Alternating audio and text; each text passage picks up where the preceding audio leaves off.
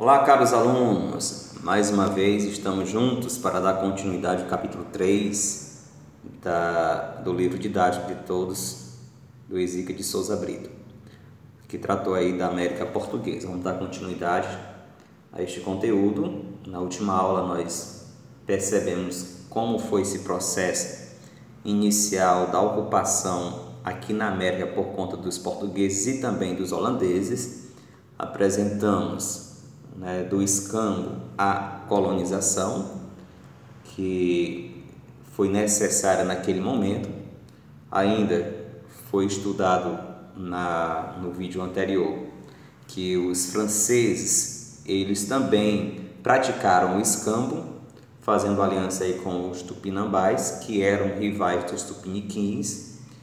Além do mais, apresentado a ação dos portugueses para evitar essa ameaça francesa. Então, Martim Afonso de Souza vem para o Brasil com essa missão de expulsar os franceses. Sobre a administração colonial, foi falado aqui das capitanias hereditárias, que tinha a carta de doação e o foral, os deveres e os direitos dos donatários, sendo que eram 15 capitanias hereditárias com 12 donatários que recebiam da parte da coroa o direito e o dever de governar e administrar a colônia. Como não prosperou, o governo português implantou um outro sistema, o governo geral.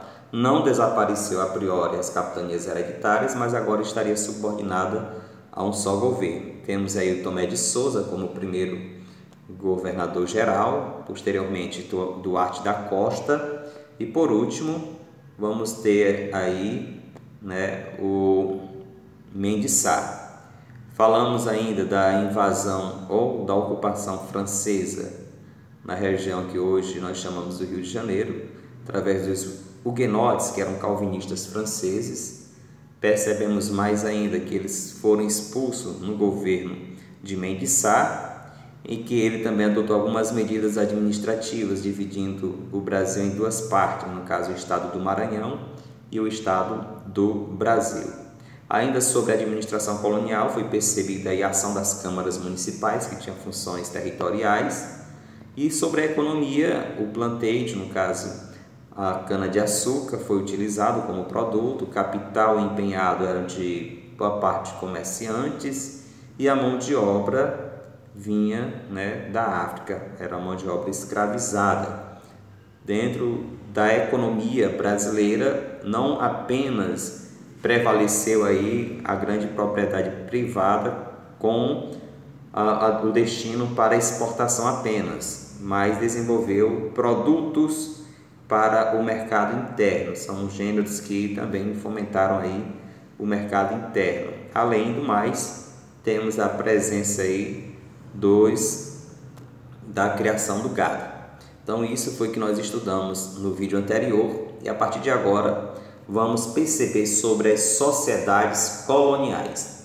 Então, no Brasil colonial existiram várias regiões econômicas, em torno das quais se formaram múltiplas sociedades com características próprias. No caso, a paulista, a partir do século XVII, com seus bandeirantes indígenas, era, por exemplo, muito diferente da sociedade açucareira do Nordeste. Então, embora diferentes e espalhadas por todo o território, elas tinham pelo menos duas características comuns, que era justamente a escravidão, presente em quase todo o território brasileiro, o território colonial, e uma hierarquia excludente que garantia direitos, poder e prestígio a poucos e a exclusão da maioria. Então, a gente percebe já um certo privilégio para determinados grupos no Brasil desde o início da colonização. Então, essas eram as duas características comuns, apesar de ter diferenças sociais aqui nesse primeiro momento. Vamos ter justamente esse processo em que o Brasil ele teve como comum na sociedade a escravidão e também essa situação de excluir determinados grupos sociais. A sociedade colonial açucareira, mesmo sendo essencialmente escravista, ela possuía certa complexidade. Os senhores de engenho eram livres e brancos, e os trabalhadores das plantações eram geralmente negros, escravizados, quase sempre africanos, mas entre os administradores, técnicos e artesãos haviam indivíduos escravos, libertos, livres, brancos, mestiços e negros.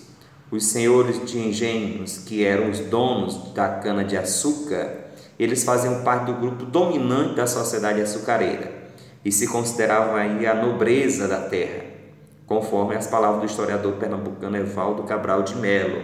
A nobreza da terra seria justamente esses donos de engenho.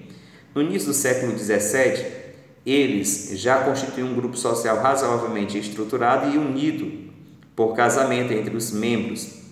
Então, esses proprietários exerciam o poder local, tanto na esfera pública, ocupando cargos das câmaras municipais, quanto na esfera privada, na qual buscavam impor sua vontade a todos os habitantes do seu engenho. Daí dizer que a família senhorial do Brasil, naqueles tempos, era patriarcal. Então, o modelo familiar no Brasil era patriarcal porque há o domínio, na centralização aí da figura do dono, do senhor de engenho, que dominava todo o seu território. Então, havia ainda homens livres que arrendavam terras do senhor de engenho para cultivar a cana, mas por falta de recursos eles eram obrigados a moer no engenho do proprietário, por isso eram chamados de lavradores obrigados. Então, em troca, eles entregavam ao senhor parte do açúcar obtido e ainda pagava a ele o aluguel pelo uso da terra. Então, quem saía lucrando sempre aí era o senhor de engenho. Sobre os comerciantes, nós vamos ter aí que a propriedade da terra dava poder e prestígio ao possuidor e o comércio possibilitava riqueza. Então, grandes comerciantes enriqueciam ao vender produtos locais como o açúcar, tabaco, o algodão para a Europa e revender produtos chegados de Portugal, como vinho, queijos e doces. Então, outros comercializavam a produção colonial destinada ao mercado interno, como bois, mulas, cachaças, farinha, milho, marmelada, entre outros. Mas muitas fortunas foram feitas aí com o comércio de africanos, vendendo o negro como uma coisa, como um objeto. Então, enriquecido por meio do tráfico atlântico, os comerciantes estabeleceram em cidades como Rio de Janeiro, cidades portuárias, Salvador e Recife, porque usavam navios próprios e forneciam aí empréstimo aos senhores de engenho para comprar escravos e equipamentos. Então, dessa forma, alguns conseguiam comprar terras e montar engenhos também. Outros casavam com filhas de senhores de engenho e, com isso, formava aí ou passava a pertencer à nobreza da terra. Outro grupo social, além dos comerciantes, além dos nobres da terra, que eram os senhores de engenho, vamos ter aí os escravizados, como tem uma frase aí do padre Antônio sobre os africanos, que diz que eram as mãos e os pés dos senhores de engenho. Então, os africanos eram a maior força motriz aí de trabalho que existia nesse período. Então, apesar disso, na sociedade colonial açucareira, seus direitos eram praticamente inexistentes, como afirma um historiador da seguinte forma: incapazes de firmar contratos, dispor de suas vidas e possuir bens, defender-se a família dos maus tratos dos proprietários, testemunhar contra homens livres, escolher seu trabalho e empregador, e limitados pela lei e pelos costumes de inúmeros outros modos, os cativos eles permaneceram em situações mais desvantajosas na sociedade. Então, a gente percebe aí como eles eram desfavorecidos nessa sociedade açucareira. Com base no estudo de um grande engenho colonial, Stuart, ele vai concluir que a população escravista estava assim distribuída. Eram escravos do campo, justamente aqueles que eram agricultores, criadores e condutores de boiadas, pescadores, caçadores, carroceiros, etc., que constituía aí 80% do total. Existiam os escravos que eram trabalhadores dedicados à fabricação e ao beneficiamento do açúcar, esses correspondiam aí a 10%, e ainda o outro grupo que eram os domésticos, cozinheiras, faxineiras, camareiras, etc. E ainda os artesãos, oleiros, pedreiros, ferreiros. Então, junto eles compunham aí 10% da população africana residente no Brasil. Então, era mais ou menos isso, dessa forma que estava distribuído esses escravos trabalhando, né, no setor doméstico, outros no setor de fabricação da cana-de-açúcar e outros como agricultores, como o homem do campo. Então é importante lembrar também que os escravos do campo e os domésticos, eles eram trabalhadores da fabricação de açúcar. Então não é porque eles eram domésticos ou trabalhavam na agricultura que eles não estavam também no beneficiamento do produto do açúcar nesses engenhos. Então, de dia, eles faziam as tarefas costumeiras, ou seja, domésticas ou no plantio da agricultura, e à noite eles estavam encarregados, né, de trazer a cana e a lenha, transportando assim para purificar, né, esse produto, triturava e encaixotava o açúcar. Então, eles trabalhavam como o próprio sistema já faz jus, que de uma forma escravizada. Sobre os trabalhadores assalariados, nós vamos ter no Brasil que desde o início os senhores de engenho eles contrataram assalariados para dividir com os escravos a tarefa do engenho, para trabalhar em funções especializadas como de mestre do açúcar, que era aquela pessoa responsável para perceber a qualidade do açúcar, ou de carpinteiro, pedreiro, ferreiro, entre outros, ou ainda para realizar tarefa para que os donos do engenho não confiavam a escravos, como o de feitor, que era aquela pessoa encarregada de vigiar e punir os escravos. Então esses eram os trabalhadores assalariados. Então por isso se diz que o conhecimento e o serviço dos trabalhadores assalariados eram decisivos para o bom funcionamento, entre aspas, destes engenhos. Dentre eles, os feitores e os especialistas do fabrico do açúcar, que eram os mais bem remunerados e respeitados. Então, no caso, o salário desses trabalhadores eles era, no caso, anual, e quando pago em dinheiro, chamava-se soldada seca. Geralmente, o alojamento e a alimentação eram descontados no salário dos trabalhadores livres, o que limitava significativamente seus ganhos. Então, a gente percebe esse sistema ainda, né, reinando em alguns lugares, que a pessoa trabalha em determinado local, mas parte do seu ganho fica aí para a manutenção da casa, da alimentação, do vestuário, sendo que o líquido que recebe no final do mês se torna muitas vezes irrisório. A gente também tem sobre os holandeses no Nordeste, já percebemos isso em outro momento. Agora vamos ver mais detalhadamente como foi essa presença dos holandeses aqui no Nordeste.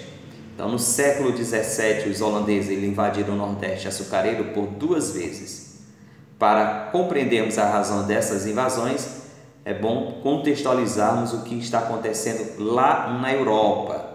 No início do século XVI, a região onde hoje é chamada de Holanda pertencia ao Império da Espanha, o Império Espanhol, e fazia parte dos chamados Países Baixos Espanhóis, que era o nome que se dava aí ao território ocupado por Holanda e Bélgica. E a região era próspera e se destacava por suas manufaturas, sua indústria naval e sua marinha mercante.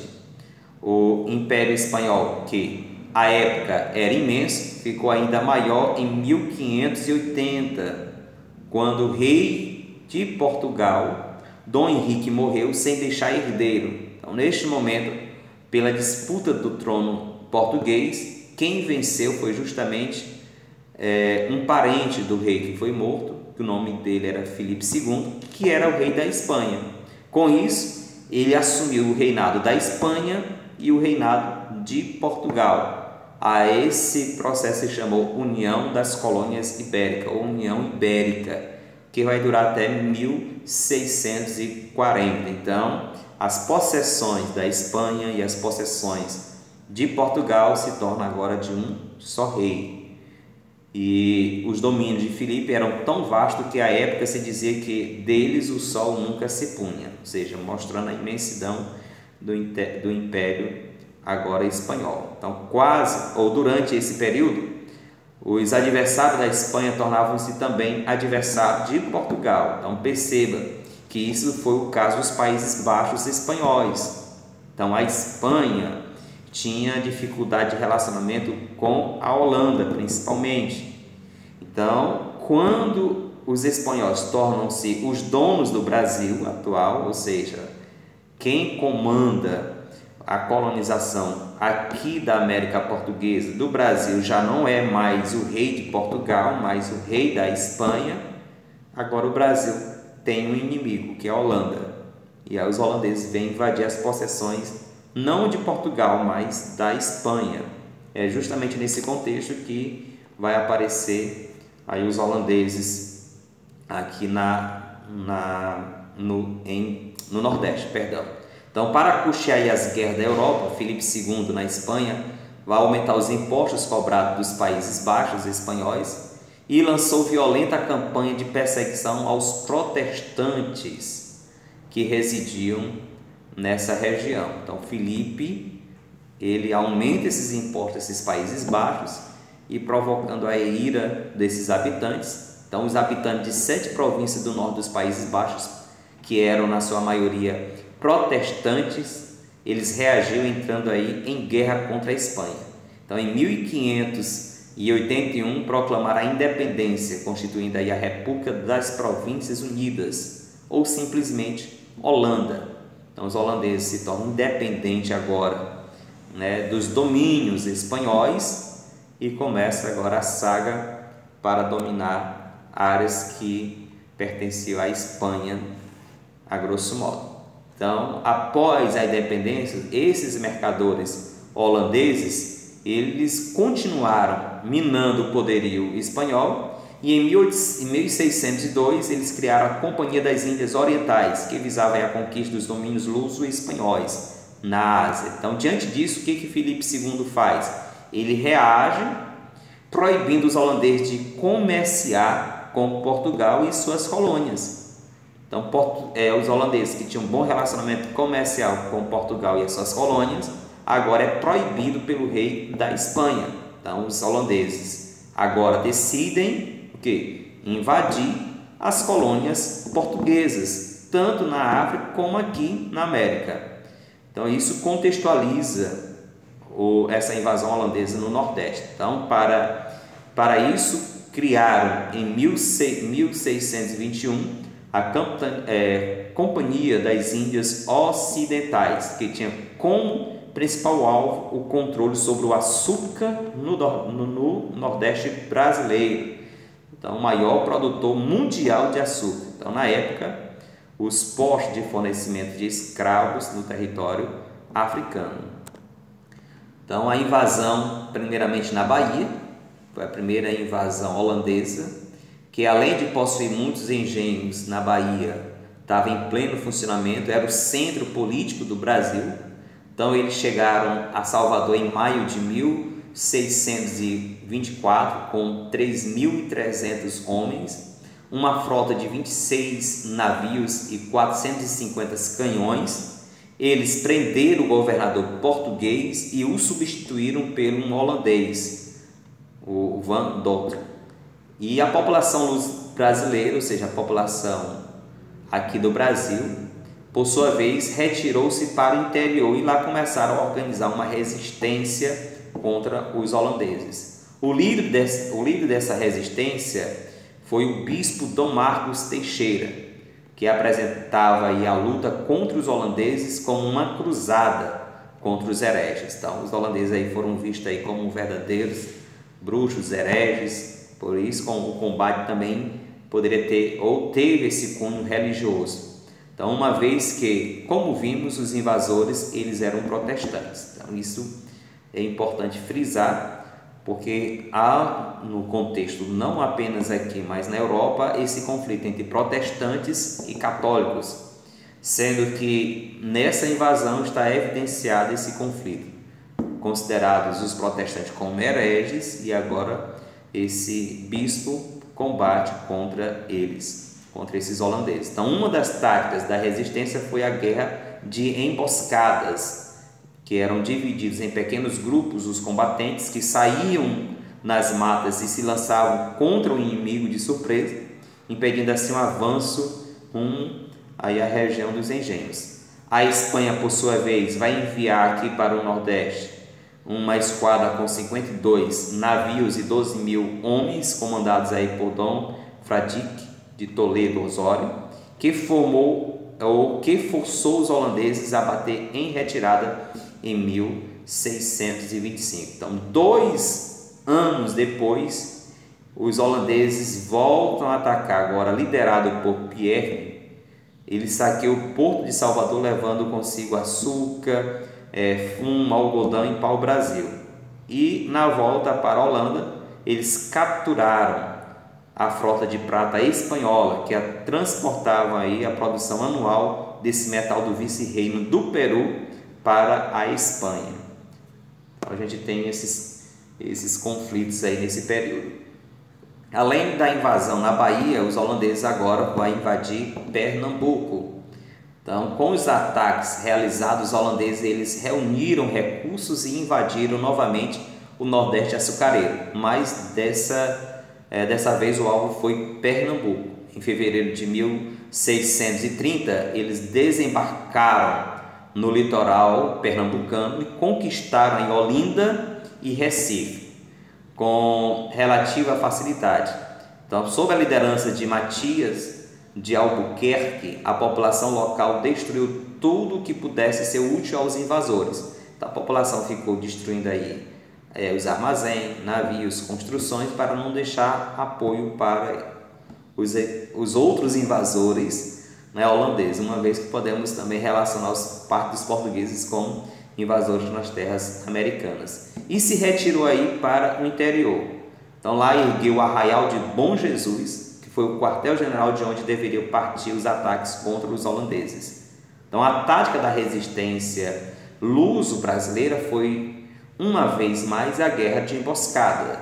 Então, composta aí de um grande número de indígenas, negros e brancos pobres, essa resistência empenhou-se em controlar o interior, onde estavam os engenhos, e isolar os invasores no litoral. Então, de acordo com os documentos portugueses, os invasores foram ajudados por moradores locais, entre os quais cabe destacar o Domingos Fernandes Calabar, era um exímio conhecedor da região, como também outros mamelucos, negros e ameríndios. Calabar, ele vai colaborar agora com os holandeses como guia no combate contra os portugueses. Então, nos combates que se seguiram, os holandeses foram conseguindo aí vitórias, conquistando o Forte dos Reis Magos, do Rio Grande do Norte, a cidade de Filipéia, hoje São João Pessoa, na Paraíba, em 1635,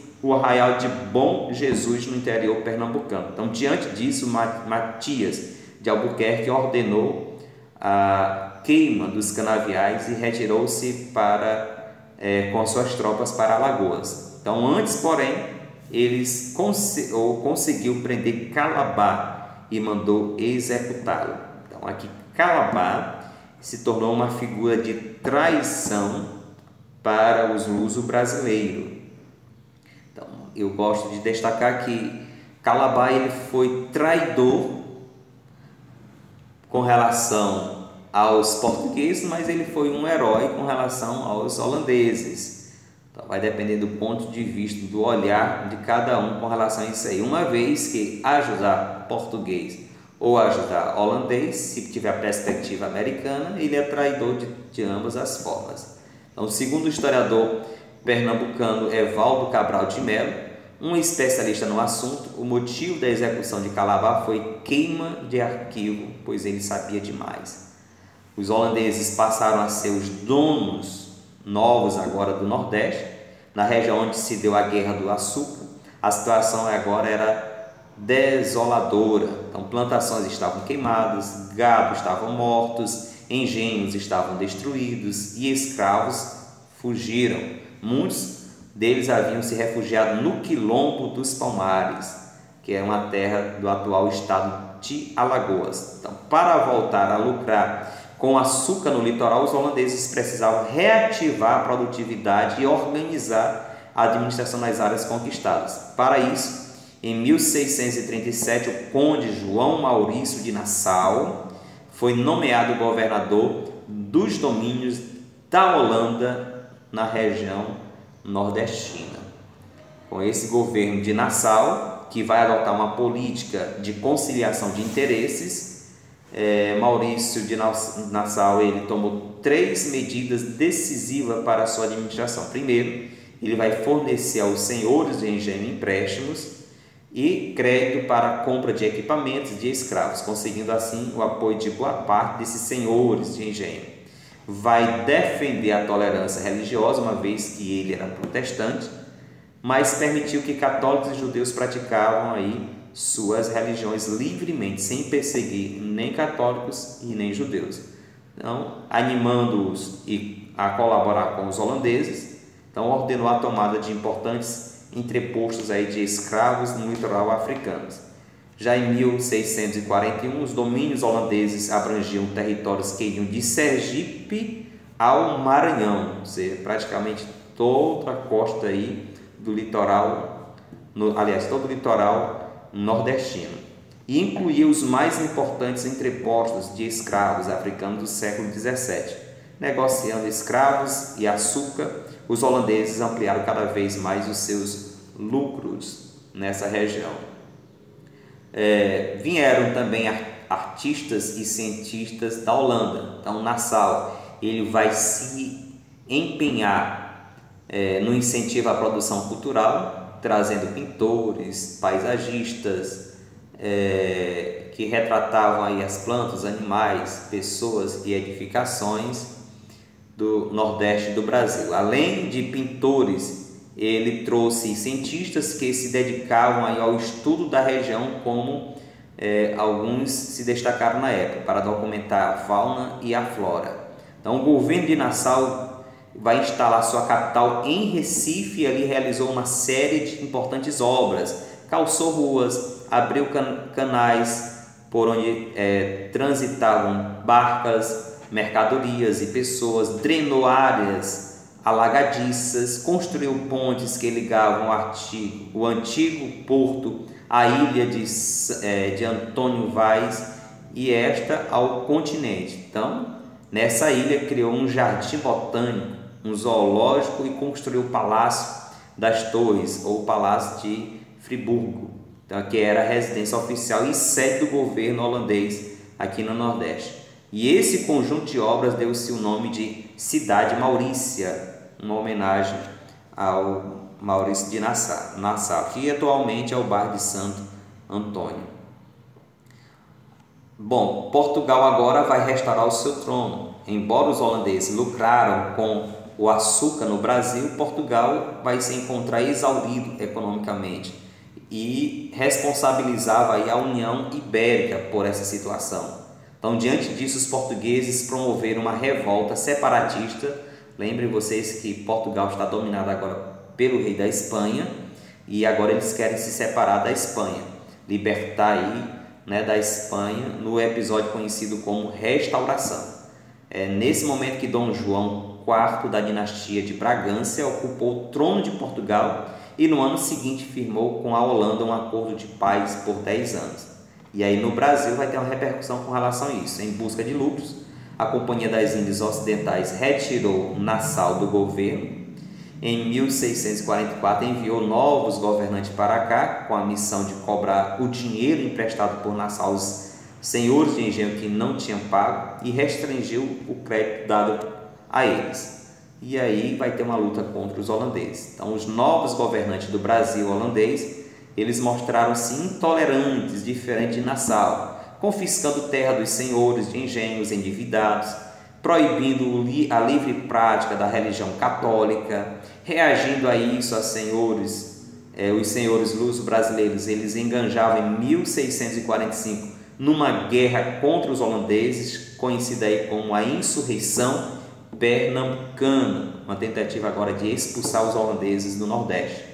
Então, nos confrontos que se seguiram, os lusos brasileiros, eles conseguiram vitória surpreendente, entre elas a primeira Batalha de Guararapes, em 1648. No mesmo ano, a Esquadra de Salvador, Correia de Sá, organizada com recursos de mercadores cariocas, partiu do Rio de Janeiro e conseguiu retomar aí os entrepostos de escravos da ilha de São Tomé e de Luanda e Benguela, né, em Angola. No ano seguinte, uma nova vitória, tem aí a segunda Batalha de Guararapes, que foi decisiva no curso da luta.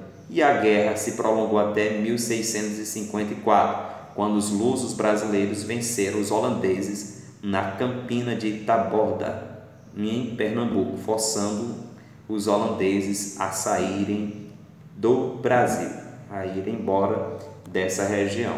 Então, os holandeses vão caçar um outro lugar para desenvolver a sua economia açucareira. E em 1661, Holanda e Portugal assinaram a Paz da Haia, Então, por esse acordo, Portugal teria de pagar à Holanda a vultosa indenização de 4 milhões de cruzados. No ano seguinte, a Inglaterra cobrou a ajuda militar e diplomática dada a Portugal, que foi obrigada a lhe ceder 2 de suas possessões, que é Tanger, no norte da África, e Bombaim, na Índia. E a Holanda perdeu o Brasil, mas não desistiu do negócio do açúcar. Os holandeses levaram seus capitais e suas técnicas de produção para as Antilhas, atualmente Suriname e Curaçao.